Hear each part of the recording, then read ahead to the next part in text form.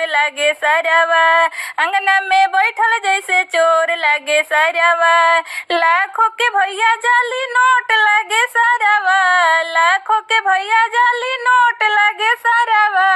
अंगना में बैठल जैसे चोर लागे सारावा, अंगना में बैठल जैसे चोर लागे सारावा। आज अंगना के बैठल कुछ लाइले ना सामान, बड़ी कोइले